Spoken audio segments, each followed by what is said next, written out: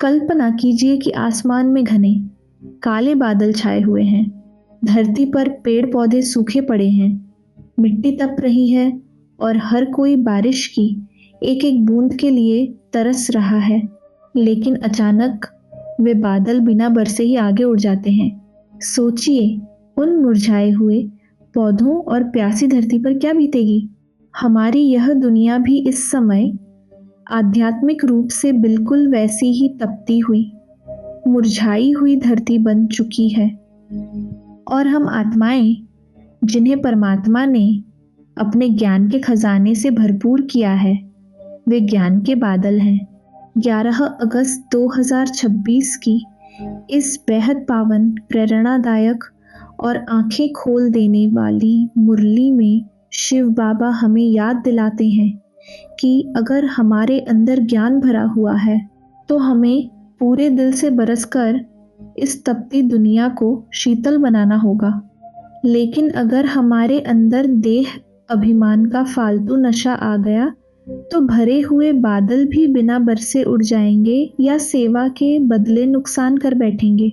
आज की इस विशेष रूहानी चर्चा में हम शिव बाबा द्वारा दिए गए 10 बेहद शक्तिशाली और व्यावहारिक सूत्रों को गहराई से समझेंगे।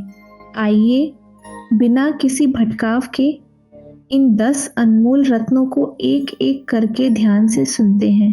पहला बिंदु, ज्ञान के सच्चे बादल और दे अभिमान का नुकसान। शिव बाबा ज्ञान के बादलों का बहुत ही सुंदर रूपक देकर समझाते हैं।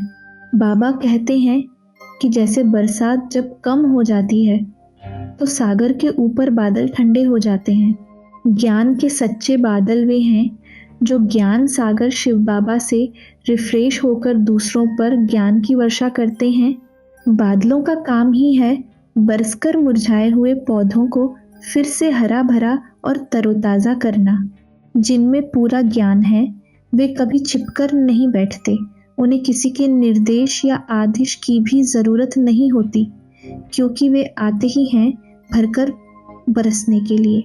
जहाँ भी वे बंजर या सूखी ज़मीन देखते हैं वहाँ जाकर उसे हरा भरा कर देते हैं। लेकिन बाबा एक बहुत गंभीर चेतावनी भी देते हैं। अगर किसी बच्चे में फालतू देह अभिमान का नशा आ गया तो भरे हुए ज्ञान के बादल भी उड़ जाएंगे और वे बरसने के बजाय सेवा के स्थान पर नुकसान कर बैठेंगे। यहाँ आपके लिए व्यावहारिक सबक यह है कि अपने ज्ञान के नशे को देह अभिमान में न बदलने दें। जब भी आपको ज्ञान का अहंकार महसूस हो, तुरंत खुद को परमात्मा का निमित्त बच्चा समझकर निरहंकारी बन जाएं। इस बिंदु को थोड़ा और गहराई से देखें तो जो आत्मा शिव बाबा से सच्ची याद का संबंध जोड़ती है, उसका ज्ञान का बादल कभी खाली नहीं होता। इसलिए पहले बिंदु का एक अतिरिक्त सबक यह है, हर रोज सुबह मुरली से रिफ्रेश होकर दिन भर दूसरों को अपने मीठे बोलों और ज्ञान से रिफ्रेश करते रहें। दूसरा बिंदु, महारथी बच्चों का कर्तव्य और जागृति। शिव बाबा समझाते हैं कि जो बच्चे सेवा में महारथी हैं वे सभी सेवा केंद्रों की स्थिति को बहुत अच्छी तरह जानते हैं। उन्हें पता होता है कि कौन सा केंद्र ठंडा पड़ा हुआ है, कहाँ के बच्चों को माया तूफान ज़्यादा आ रहे हैं और कहाँ ज्ञान की वर्षा की तुरंत आवश्यकता है। बाबा कहते हैं कि ऐसे महारथी और सेवाधारी बच्चों को चैन से सोना नहीं चाहिए। उनके लिए कहा जाता है आराम हराम है। महारथी बच्चों को सेवा पर चक्कर लगाते रहना चाहिए, नई नई प्रदर्शनियां बनवानी चाहिए और बड़े बड़े विद्वानों, पंडितों तथा अधिकारियों को जाकर ज्ञान का सच्चा परिचय देना चाहिए। प्रदर्शनी में सब एक समान नहीं समझाते, इसलिए महारथी बच्चों को आगे आकर कमान संभालनी चाहिए। यहाँ आपके लिए व्यावहारिक सबक यह है कि अपने समय, शक्तियों और साधनों को केवल अपने तक सीमित न रखें। अगर आप खुद को अनुभवी और महारथी समझते हैं तो जहाँ भी सेवा ढीली हो वहाँ जाकर उत्साह भरें। इस बिंदु को थोड़ा और गहराई से देखें तो सेवा में आलस्य करना अपने ही ऊंचे पद को गंवाना है। इसलिए दूसरे बिंदु का एक अतिरिक्त सबक यह है, अपनी दिनचर्या में से कुछ समय विशेष रूप से ईश्वरीय सेवा के लिए निकालें और भटकी हुई आत्माओं को जगाने का काम करें। तीसरा बिंदु, गीता का असली भगवान और दो बापों का रहस्य। आज दुनिया में घोर अज्ञान का अंधकार फैला हुआ है। लोग शास्त्रों को पढ़ते हैं, गीता का पाठ करते हैं, लेकिन यह नहीं जानते कि गीता का असली भगवान कौन है। शिव बाबा स्पष्ट समझाते हैं कि गीता का भगवान साकारी श्री कृष्ण नहीं, बल्कि निराकार परमपिता परमात्मा शिव हैं। श्री कृष्ण तो उस निराकार भगवान से ज्ञान लेकर सतयुग के पहले राजकुमार बने थे। बाबा कहते हैं कि दुनिया के मनुष्यों को प्यार से समझाओ कि हर आत्मा के दो बाप हैं, एक हद का लौकिक बाप और दूसरा बेहद का पारलौकिक बाप। हद के बाप से हद का अल्पकाल का वर्षा मिलता है, जबकि बेहद के बाप शिव बाबा से 21 जन्मों का अविनाशी सुख शांति का वर्षा मिलता है। साधु संत भी रचयिता और रचना के इस आदि मध्य अंत के ज्ञान को नहीं जानते। उनका उद्धार करने भी स्वयं परमात्मा को ही आना पड़ता है। यहाँ आपके लिए व्यावहारिक सबक यह है कि जब भी किसी से बात करें तो बहुत ही प्रेम और युक्ति से उन्हें दो बापों का अंतर स्पष्ट करें। इस बिंदु को थोड़ा और गहराई से देखें तो देहधारियों की महिमा में उलझने से आत्मा पतित बनती है, जबकि निराकार बाप को याद करने से आत्मा पावन बनती है। इसलिए तीसरे बिंदु का एक अतिरिक्त सबक यह है, हर आत्मा को उसके असली पिता शिव बाबा का परिचय देकर उसका सीधा संबंध परमात्मा से जुड़वाएं। चौथा बिंदु, कल्प का विनाश और नई दुनिया की स्थापना। दुनिया के लोग सोचते हैं कि विनाश की बातें केवल डराने के लिए हैं या यह दुनिया ऐसे ही चलती रहेगी, लेकिन शिव बाबा समझाते हैं कि जो परमाणु बम और विनाशकारी हथियार बने हैं वे केवल रखने के लिए नहीं बने हैं। जब तक पतित मनुष्यों की इस पुरानी दुनिया का विनाश नहीं होगा तब तक पावन सतयुग आ नहीं सकता। यह लड़ाई कोई आम लड़ाई नहीं है जो कुछ वर्ष चलकर बंद हो जाएगी, बल्कि यह वही कल्प पहले वाली महाभारत लड़ाई है। पूरी दुनिया में शांति स्थापित करना और श्रेष्ठाचारी समाज बनाना किसी मनुष्य, धर्मगुरु या सरकार के बस की बात नहीं है। यह केवल एक सर्वशक्तिमान परमपिता परमात्मा का ही कार्य है। अब इस मृत्यु लोक का अंत नजदीक है और हम अमर लोक में जाने के लिए स्वयं शिव बाबा से अमर कथा सुन रहे हैं। यहाँ आपके लिए व्यावहारिक सबक यह है कि इस विनाशशील पुरानी दुनिया, इसके धन दौलत और साधनों से अपना मोह पूरी तरह हटा लें। इस बिंदु को थोड़ा और गहराई से देखें तो जब बुद्धि में यह पक्का निश्चय होता है कि यह पुरानी दुनिया जाने वाली है, तो आत्मा स्वतः ही अनासक्त और योगी बन जाती है। इसलिए चौथे बिंदु का एक अतिरिक्त सबक यह है, रोज खुद को याद दिलाएं कि मुझे इस पुरानी देह को छोड़कर अपने असली घर परमधाम वापस जाना है। पांचवा बिंदु, संपूर्ण निर्विकारी बनना और पहला मुख्य गुण। सतयुग में सभी देवी देवता संपूर्ण निर्विकारी और पावन होते हैं। शिव बाबा कहते हैं कि तुम्हें सतयुगी राजधानी का मालिक बनने के लिए संपूर्ण निर्विकारी बनना पड़ेगा और यही ब्राह्मण जीवन का पहला और मुख्य गुण है। दुनिया में आप जहां भी जाएंगे देखेंगे कि अपवित्र मनुष्य हमेशा पवित्र आत्माओं या देवताओं के आगे ही सिर झुकाते हैं और माथा टेकते हैं। सतयुग में कोई मंदिर नहीं होते क्योंकि वहां सभी पावन होते हैं। जब आत्माएं पूज्य से पुजारी और पतित बन जाती हैं तब वे मंदिर बनाकर देवताओं की पूजा करने लगती हैं। अब यह हमारे 84 जन्मों के चक्र का अंतिम जन्म है। बाप कहते हैं कि पुरानी दुनिया और इस पुराने शरीर का भान भूलकर पावन बनो। यहाँ आपके लिए व्यावहारिक सबक यह है कि अपने मन, वचन और कर्म से पवित्रता का व्रत ले। किसी भी विकार को अपने अंदर शरण न दें। इस बिंदु को थोड़ा और गहराई से देखें तो काम विकार आत्मा की सारी शक्तियों को खींच लेता है, जबकि पवित्रता आत्मा को सर्वशक्तिमान बना देती है। इसलिए 5वें बिंदु का एक अतिरिक्त सबक यह है, हर परिस्थिति में अपनी पवित्रता की प्रतिज्ञा पर अटल रहें और स्वयं को पूज्य स्वरूप आत्मा अनुभव करें। 6ठा बिंदु परमात्मा के संस्कार और याद अग्नि द्वारा विकर्म विनाश जैसे दुनिया में लोग जिस माहौल में रहते हैं वैसे ही संस्कार धारण कर लेते हैं, वैसे ही हमें भी परमपिता परमात्मा के संस्कारों को जानना और अपनाना होगा। शिव बाबा मनुष्य सृष्टि के बीज रूप हैं, ज्ञान के सागर हैं और पतित पावन हैं। बाबा कहते हैं कि मामेकम याद करो, अर्थात केवल मुझे एक को याद करो। देह सहित देह के सभी संबंधों और धर्मों को भूलकर अपने को आत्मा समझो और मुझ परमात्मा से बुद्धि का योग जोड़ो। इसी याद की यात्रा को योग अग्नि कहा जाता है। इस योग अग्नि से ही तुम्हारे अनेक जन्मों के पाप और विकर्म भस्म होंगे। अगर याद की यात्रा में ढील दी तो बहुत कड़े दंड भोगने पड़ेंगे और ऊंचा पद भी नहीं मिलेगा। यहाँ आपके लिए व्यवहारिक सबक यह है कि अपने दिन भर के समय में से ज़्यादा समय शिव बाबा की याद में बिताएं। इसे कोई कठिन साधना न समझें, बल्कि पिता और बच्चे का सहज प्यार समझें। इस बिंदु को थोड़ा और गहराई से देखें तो याद ही वह एकमात्र माध्यम है जिससे आत्मा का जंग उतरता है।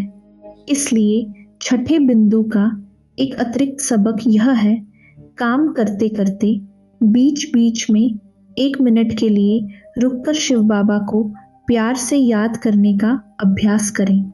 7वां बिंदु ईश्वरीय परिवार की पहचान और संगमयुगी एम ऑब्जेक्ट। कई लोग पूछते हैं कि ब्रह्मा कुमारी संस्था का उद्देश्य क्या है? आपके मुख्य एम ऑब्जेक्ट क्या है? शिव बाबा कहते हैं कि इसका उत्तर आपके नाम में ही छिपा हुआ है। प्रजापिता ब्रह्मा कुमारी ईश्वरीय विश्वविद्यालय, जहाँ प्रजापिता ब्रह्मा हैं और उनके मुख द्वारा रचे गए ब्रह्मा कुमार और ब्रह्मा कुमारी बच्चे हैं, वह एक विशाल ईश्वरीय परिवार बन जाता है। दादा यानी शिव बाबा, बाप यानी ब्रह्मा बाबा और हम सब भाई बहन। शिव बाबा निराकार हैं, वे सीधे वर्षा कैसे देंगे? वे ब्रह्मा के माध्यम से ही हमें ज्ञान देकर स्वर्ग का वर्षा देते हैं। यह हमारा ईश्वरीय ज्ञान यज्ञ है, जहाँ स्वयं शिव साजन हमें इस दुखों की दुनिया से छुड़ाकर सुखधाम ले जाने आए हैं। यहाँ आपके लिए व्यावहारिक सबक यह है कि हर बी के भाई बहन में एक ही ईश्वरीय परिवार का भाव रखें। किसी भी प्रकार के मतभेद या प्रांतीयता के भाव से परे रहें। इस बिंदु को थोड़ा और गहराई से देखें तो जब हमें यह पक्का निश्चय होता है कि हम भगवान के परिवार के सदस्य हैं, तो हमारा स्वमान बहुत ऊंचा हो जाता है। इसलिए 7वें बिंदु का एक अतिरिक्त सबक यह है, बोर्ड पर लिखे ईश्वरीय परिचय को केवल पढ़ें नहीं, बल्कि दुनिया को इस ईश्वरीय परिवार का अंग बनने का निमंत्रण दें। 8वां बिंदु सेवा का सच्चा नशा और रजोबुद्धि से मुक्ति। शिव बाबा कहते हैं कि जो बच्चे बंधन मुक्त हैं, जिन्हें कोई पारिवारिक या दुनियावी बंधन नहीं है, उन्हें तो पूरी तरह ईश्वरीय सेवा में लग जाना चाहिए। लेकिन कई बच्चे नौकरी धंधे में ही फंसे रहते हैं और उनके अंदर यह नशा ही नहीं चढ़ता कि हम चलकर अनेकों का कल्याण करें। बाबा कहते हैं कि ऐसे बच्चे जो बालक होकर भी घुटके खाते रहते हैं, उनकी बुद्धि रजोप्रधान होती है। वे ज्ञान का घमंड तो बहुत करते हैं, लेकिन सेवा के बजाय नुकसान कर बैठते हैं।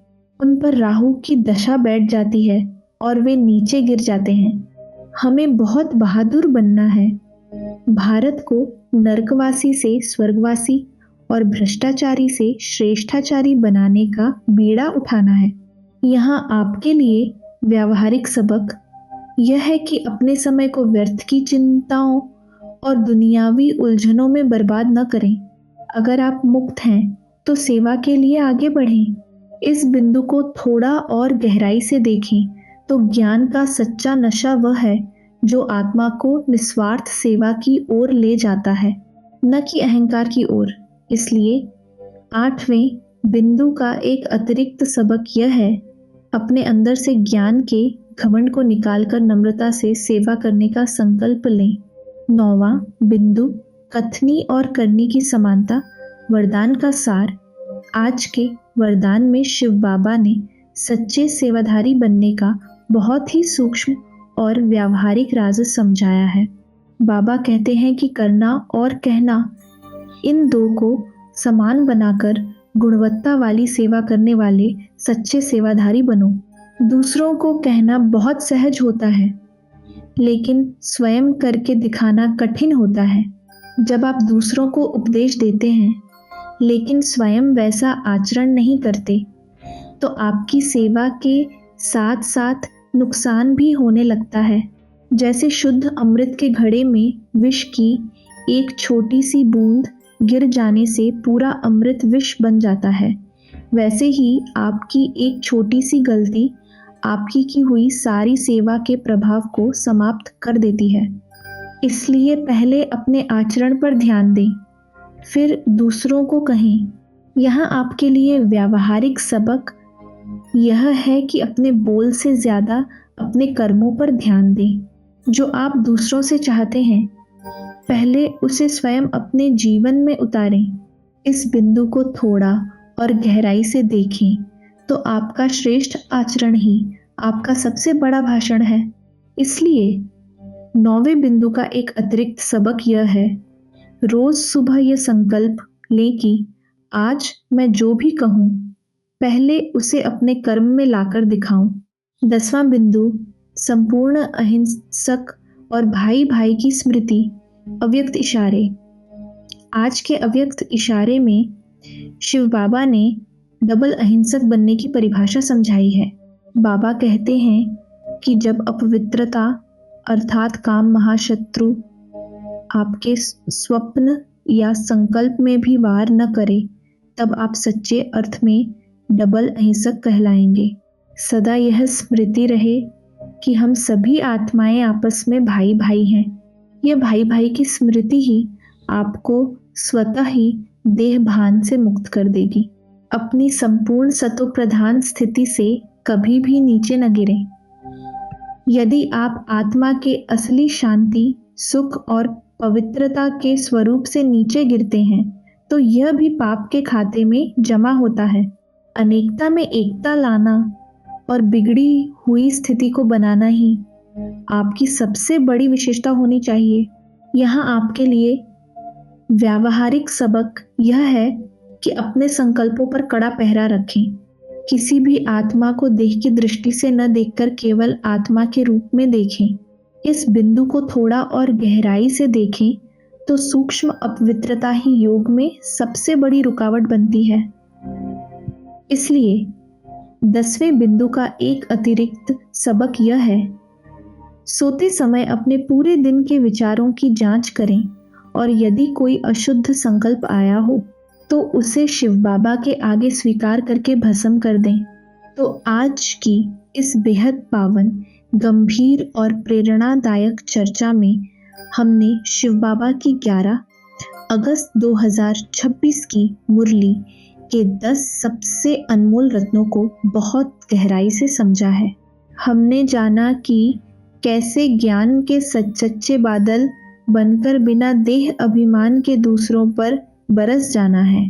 और महारथी बनकर सेवा में तत्पर रहना है। हमने समझा कि गीता का असली भगवान निराकार शिव है और दो बापों के अंतर को पहचान कर बेहद के बाप से वर्षा लेना है। हमने पुरानी दुनिया के विनाश और सतयुगी नई दुनिया की स्थापना का रहस्य समझा। संपूर्ण निर्विकारी बनकर पवित्रता का पहला गुण धारण किया और परमात्मा के संस्कारों को अपनाकर योग अग्नि से विकर्मों को भस्म करने का पक्का संकल्प लिया। हमने ब्रह्मा कुमारी ईश्वरीय परिवार की एम ऑब्जेक्ट को पहचाना, रजो बुद्धि से मुक्त होकर सच्चा सेवाधारी बनने का नशा धारण किया और कथनी तथा करनी को समान बनाकर गुणवत्ता वाली सेवा करने का वरदान पाया। और अंत में हमने संकल्प में भी अपवित्रता को समाप्त करके डबल अहिंसक बनने और भाई भाई की स्मृति में टिककर रहने का दृढ़ निश्चय किया। यह ईश्वरीय रूहानी ज्ञान केवल एक सुंदर प्रवचन सुनने जैसा नहीं है, बल्कि इसे अपने पल पल के आचरण में उतारने के लिए है। अगर हम इसे सुनकर भी देहाभिमान में रहे या केवल कहते रहे और करते नहीं, तो हम इस महान अवसर का लाभ नहीं उठा पाएंगे। इसलिए आज इन 10 शक्तिशाली बिंदुओं में से केवल एक बिंदु को चुन लीजिए, चाहे वह बिना देह अभिमान के ज्ञान का बादल बनकर सेवा करने का संकल्प हो, चाहे अपनी कथनी और करनी को एक समान बनाने का नियम हो, या फिर हर आत्मा को भाई भाई के रूप में देखने का अभ्यास हो। बस एक बात को पकड़ लीजिए और आज पूरे दिन अपनी दिनचर्या में उसे पूरे प्यार, अटूट विश्वास और कड़ाई से लागू कीजिए। अगर आपको जीवन को एक नया आध्यात्मिक मोड़ देने वाली, आपकी सोई हुई शक्तियों को जगाने वाली यह विस्तृत और शांतिपूर्ण चर्चा पसंद आई हो, तो इस वीडियो को लाइक ज़रूर करें। कमेंट सेक्शन में हमें लिखकर बताएं कि आज का कौन सा बिंदु आपके दिल को सबसे ज़्यादा छू गया और जिसे आप आज ही अपने प्रैक्टिकल जीवन में उतारने वाले हैं। अपने भी के भाई बहनों, परिवार और मित्रों के साथ इसे ज़रूर शेयर करें, ताकि ज्ञान और शांति की यह पावन रोशनी हर एक भटकी हुई आत्मा तक पहुंच सके। हमारे चैनल को सब्सक्राइब करके बेल आइकन दबाना बिल्कुल न भूलें, ताकि यह ईश्वरीय प्रेरणा हर दिन सबसे पहले आप तक पहुंचती रहे। ओम शांति।